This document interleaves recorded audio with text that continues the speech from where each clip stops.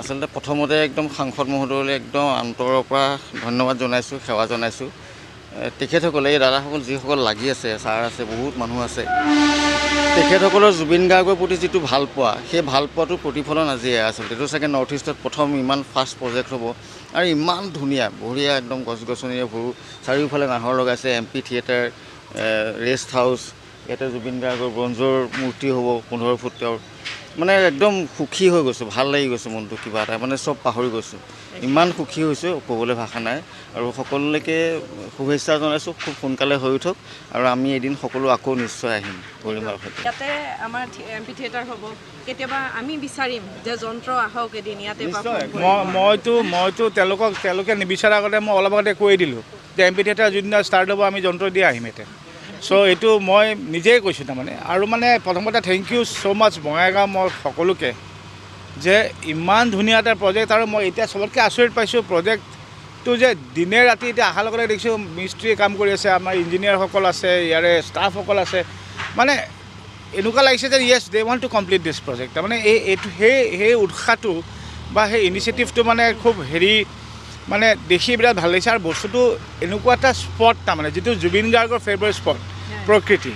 চ' সেই প্ৰকৃতিৰ মাজত জুবিন যেতিয়া থাকিব, মই কৈছোঁ তাতকৈ বেছি হাঁহি সি কোন থাকিব, ইয়ে থাকিব চবতকৈ বেছি হাঁহি।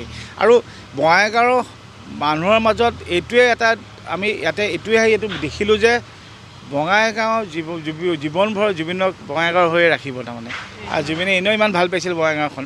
চ' সদায় বঙাইগাঁও তাৰমানে বঙাইগাঁও আছে, তাৰমানে জুবিন গাৰ্গ আছে ইয়াতে। জুবিনদাৰ এখন ঘৰ বুলি ক'ব লাগিব, ইয়াত এটা সম্পৰ্ক আছে। ৰূপম দা যন্ত্ৰৰ লগত জড়িত হৈ আছে, কেনেকুৱা লাগিছে এই যাত্ৰা? ভাল লাগিছে, কিন্তু আমাৰ যিটো প্ৰচেষ্টা সেইটো চাগে যিদিনালৈকে আমি মানে জুবিনদাৰ গানখিনি আৰু ভালদৰে চৰ্চা কৰি থাকিম, সেইটোৱে আমাৰ আচলতে ইয়াৰে মেইন এইমটো। আৰু আমি সেইটোৱে ট্ৰাই কৰি আছোঁ। আৰু এনেকৈ কৰি পেলাই চাগে এদিন আমি জুবিনদাক আমাৰ ফালৰ পৰা আচল ট্ৰিবিউটটো দিব পাৰিম। এগৰাকী শিল্পী হিচাপে মই সুধিছোঁ, জুবিনদাৰ গানবোৰৰ বহুতখিনি পৰীক্ষা কৰিব লগা হৈ পৰিছে, যে গৱেষণা কৰিব লাগিব আচলতে জুবিনদাৰ গানৰ শব্দ হওক, সুৰ হওক, সেই ক্ষেত্ৰত এগৰাকী শিল্পী হিচাপে আপুনি মতামত? মই এগৰাকী শিল্পীতকৈও যদি সংগীতৰ ছাত্ৰ বুলি কওঁ, তেনেহ'লে মই ভাবোঁ আমাৰ জুবিনদাৰ প্ৰতিটো গীতেই মানে বিভিন্ন ধৰণৰ জনৰা তেওঁ গাইছে। গতিকে তেওঁৰ কণ্ঠৰ পৰা তেওঁৰ উচ্চাৰণ শৈলী বা তেওঁৰ উপস্থাপন, তেওঁৰ ডাইনেমিক্স, গোটেইখিনি বস্তুৰ ওপৰতে। তাৰ বাহিৰে তেখেতৰ মিউজিক ডিৰেকশ্যনৰ কথাটো কোৱাই নাই। এজন কণ্ঠশিল্পী হিচাপে তেখেতৰ গায়কীৰ ওপৰত আমি আলোচনা, বিলোচনা, পৰীক্ষা নিৰীক্ষা আৰু ভালদৰে গৱেষণা কৰাৰ যথেষ্ট মানে থল আছে। মঞ্চত কেনেকুৱা ধৰণে অনুভৱ কৰিছে? এবাৰ জুবিনবিহীন এখন মঞ্চত আপোনালোকে পাৰফৰ্ম কৰি আছে, সকলো আছে মাত্ৰ জুবিন দা নাই। মঞ্চততো উঠি পেলাইতো মানে যোৱাকালি এটা পষ্টো লিখিছিলোঁ যে চাউণ্ড চেক কৰাৰ পিছত সদায় জুবিন দা আহি যায়, এইবাৰতো জুবিন দা নাই। চ' কাব্যিকভাৱে নাই, বাট মানে আমাৰ লগত, আমাৰ মৰমৰ মাজত আমাৰ আশীৰ্বাদ কৰি পেলাই জুবিন দা সদায় আছে, সেইটো ভাবি পেলাই প্ৰগ্ৰেমখিনি কৰিছোঁ।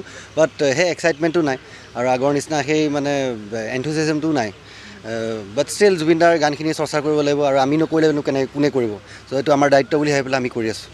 আপোনালোকক দেখিছিলোঁ যে এক্সিডেণ্ট হোৱাৰ পিছতো, যোৱা বছৰ আছিল চাগে, হাত ভৰি বেণ্ডেজ লৈ আহি আপোনালোকে, সেই উৎসাহটো আছিলে আছিলে কাৰণ জুবিন দা আছিল ন তেতিয়া। চ' সেই বস্তুটো মই ক'লোঁ ন, জুবিন দা এনেকৈ যদি হাত দি দিয়ে আহি পেলাই ষ্টেজত, এনেকুৱা লাগে জগতখন জিকি যাম।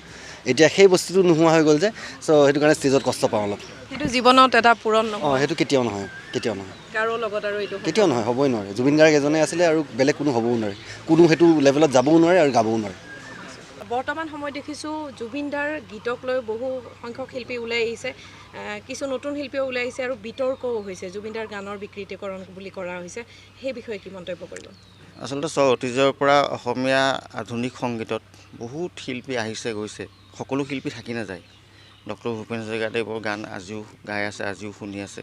তেনেকৈ জুবিন গাৰ্গৰ গীতখিনিও নতুন প্ৰত্যেকটো প্ৰজন্মই আগবাঢ়ি গৈ থাকিব, কাৰণ নাইকিয়া হৈ নাযায়।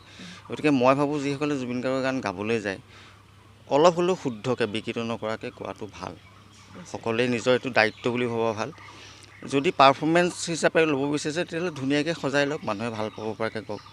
আৰু একদম বেসুৰা কৰি, যিটো জুবিন গাৰ্গে সদায় বেয়া পাইছিলে, সেইটো কৰিব কৰিব নালাগে। সেইটো বিশেষকৈ শব্দৰ ক্ষেত্ৰত জুবিন দাই খুব গুৰুত্ব দিছিলে। গুৰুত্ব দিছিলে। তেওঁ শব্দৰ মানে ৰজা আছিলে। ভূপেন হাজৰিকাদেৱৰ পিছত জুবিন গাৰ্গ শব্দৰ উচ্চাৰণ, শব্দৰ ভাণ্ডাৰ। মই অলপ আগতে কৈ আছোঁ যে এনেকুৱা শব্দ নাছিলে চাগে অসমীয়া অভিধানত থকা যিটো জুবিন গাৰ্গে নাজানে। আজি আমি নাহৰ ৰুইছোঁ, তাতে মাটিখিনি শেষত দিওঁতে মই কৈছোঁ এইখিনিয়ে আলবাল মাটি। চবেই বেয়া শব্দ বুলি ভাবিছিলে, কিন্তু অভিধানত লিখা আছে যে শেষত যিখিনি মাটি আমি ওচৰত চপাই দিওঁ সেইখিনিয়ে আলবাল বুলি কয়। সেইটো জুবিনৰ পৰা ক'ব। গতিকে ইমান এজন গুণী জ্ঞানী মানুহৰ গান এটা হঠাৎ বিকৃত কৰি দিবলৈ নালাগে। সকলোৱে এবাৰ ভাবি চোৱা উচিত, চিন্তা কৰা উচিত। নতুন সাংগীতিক জীৱন আৰম্ভ কৰিছা, যদিবা শিকি আছা, কিন্তু মঞ্চত আৰম্ভ কৰিছা যন্ত্ৰৰ সৈতে। আৰম্ভণিতে কেনেকুৱা অনুভৱ কৰিছা?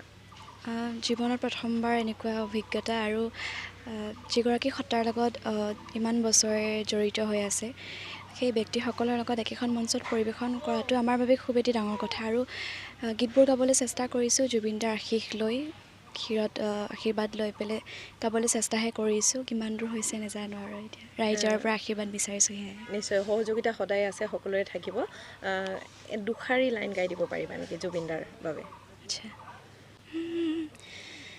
খালি কি পুৱাৰ ৰ'দালি দেখিলে তোমালৈ মোৰ মনতে পৰে, বুকুৰ উশাহ হিম হৈ থাকে, কি জানি তোমাতে গলিব পাৰে, হিয়াৰ থাপনাত থাপিলোঁ তোমাক, জনমে জনমে বুজিছোঁ তোমাক, খালি কি পুৱাৰ ৰ'দালি দেখিলে তোমালৈ মোৰ মনতে পৰে।